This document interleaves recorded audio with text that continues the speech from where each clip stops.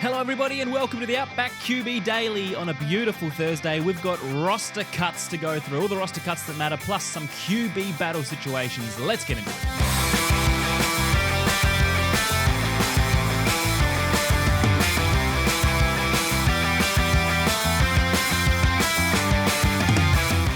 Good morning, everybody.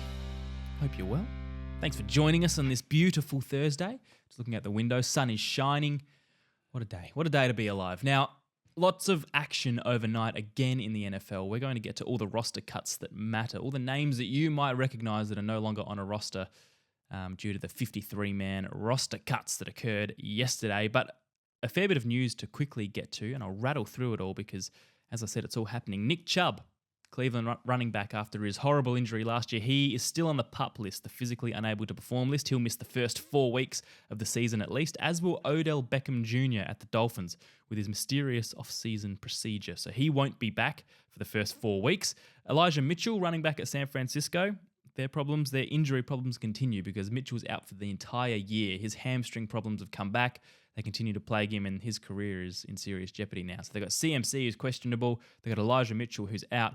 Jordan Mason, third year, time for him to step up, maybe as early as week 1. And A.J. Dillon, running back for the Green Bay Packers. Of course, they've got Josh Jacobs there now, but Dillon is a serviceable backup, even though he struggled last year. He's got a neck issue, serious neck injury, it seems, out for the entire year. So some bad injury news to start.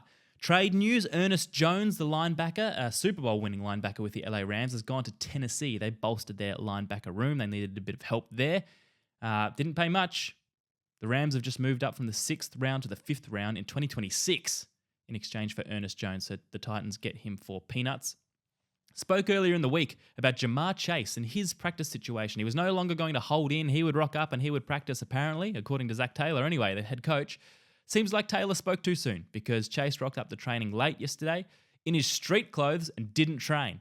So this contract situation rolls on unresolved. Speaking of unresolved, Brandon Ayuk didn't even bother to go to training for the 49ers yesterday, so that's a holdout. The most laborious story of the offseason continues. Mentioned earlier in the week that Dalvin Cook, veteran running back Dalvin Cook, was visiting the Dallas Cowboys. Well, Jerry Jones has signed him, so they've got Ezekiel Elliott and Dalvin Cook in that running back room now, along with little man Juice Vaughn. So we'll see how much of those old fellas get a run. I mean, what role will Cook and Elliott have? Is that RB1, RB2? Don't know. 5 years ago, that would have been the best combo in the league by a mile. 2024, I have my doubts, but we'll see. And we've got some starting quarterback news just before we get into the roster cuts. Starting quarterback news. All preseason, I've been saying I wanted Justin Fields to be QB1 at Pittsburgh. Well, I didn't get my wish. Russell Wilson has been named the QB1 at Pittsburgh. It was expected, I guess. It was just wishful thinking that we would see Justin Fields because, I don't know, the Russ thing, he hasn't shown us much for a few years, but Mike Tomlin believes in him enough to start him in week 1. Will he hold the job all year?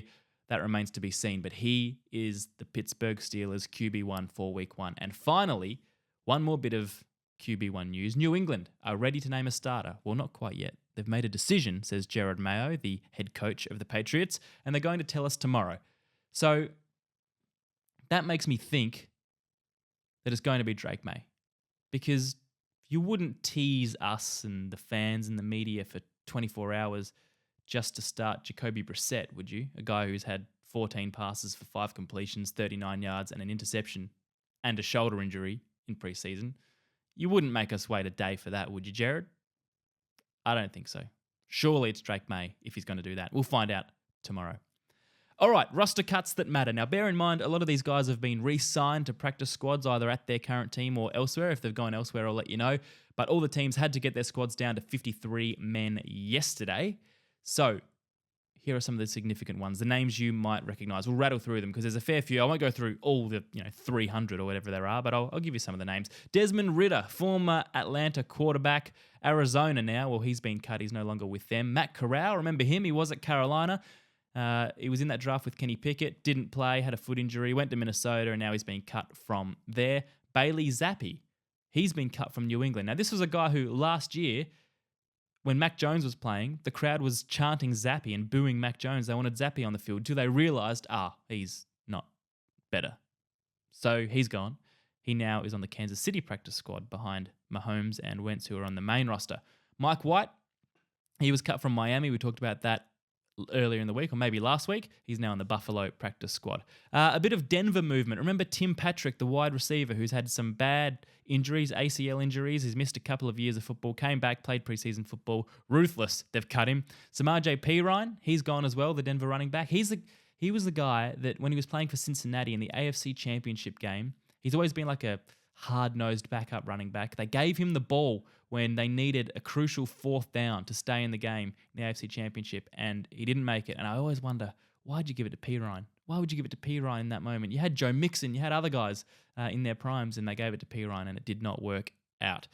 More Denver news. Little Jordan Humphrey, what a name that is, Little Jordan. He's gone, the wide receiver. Brandon Johnson, who caught a Hail Mary last year from Russ, thought they won the game, and then Washington go down the other end and score a field goal and win it.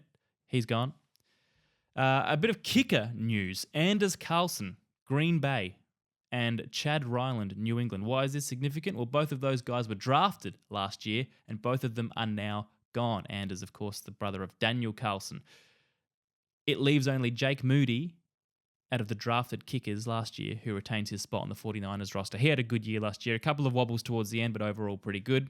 We pumped up Frank Gore Jr. on the main Outback QB show this week. We also wondered whether it was actually Frank Gore Jr. or whether it's just Frank Gore, because that guy never ages and we thought he might be regenerating his career. He was with Buffalo, showed a bit in the preseason, but he's been cut.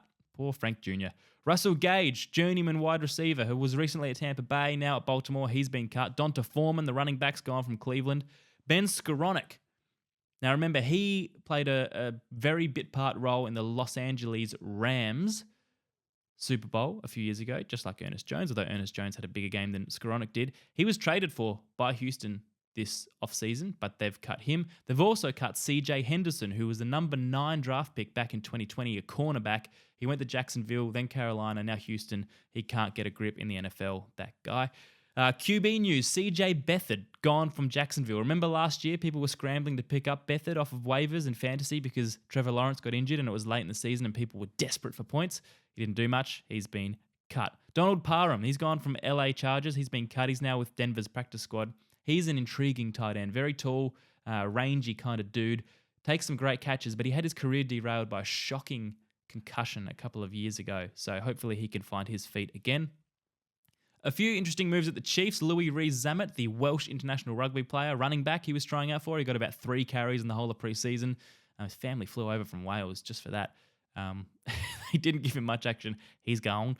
Kadarius Toney, Super Bowl return hero turned week 1 villain because of his drops against Detroit last year. The patchiest man in the NFL. He's gone. He has been cut. I wonder where he ends up. I'm sure someone else will be silly enough to take a punt on the most frustrating man in the league. Irv Smith, the tight end, is gone as well. Dallas have cut Racey McMath, their wide receiver, one of the best names in football. Racey McMath's gone. Allen Robinson, he was with the Giants this offseason, of course, formerly of the Pittsburgh Steelers, and before that, the Chicago Bears. Wide receiver, his career is petering out. He's now on the Detroit practice squad because they've gotten rid of Donovan Peoples-Jones, DPJ. He's gone as well. CJ Uzomah, remember him? Tight end, used to be Cincinnati, then the New York Jets. He was with Philly, didn't make the roster. Sam Hartman, the best-looking man in football. Jimmy Garoppolo, eat your heart out. Quarterback for Washington, he's been cut, as has kicker Riley Patterson. Just a few to go. Remember Daniel Hardy? I've been talking about Daniel Hardy in our main show, on the Hot and Not segment, because he had a fantastic preseason. He's an edge man, came from nowhere on the depth chart. I said he just might get a roster spot, and he did get a roster spot. So the preseason does mean something, especially for Daniel Hardy. He's made the squad for Chicago. Let's see if he can perform during the year.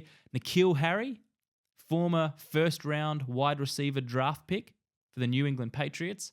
Another miss.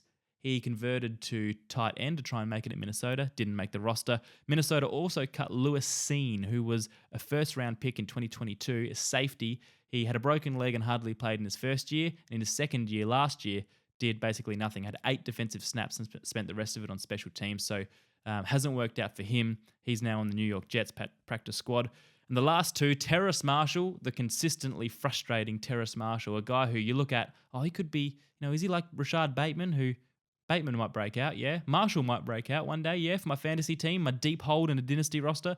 He's never broken out. He's gone from Carolina. I'm not sure where he ends up. And finally, Arizona have cut running back Michael Carter because they're pretty happy with James Conner and Trey Benson now, and Amari DeMarcado as well on their roster. So, a lot of names, a lot of info there. I hope I've updated you on your team. If you didn't hear your team, that's probably because there wasn't anything particularly significant when it came to roster cuts. Maybe there's a defensive deep cut in there somewhere that you're annoyed that I missed, but I think I've brought you up to date. That's the roster cuts. That's the show for today.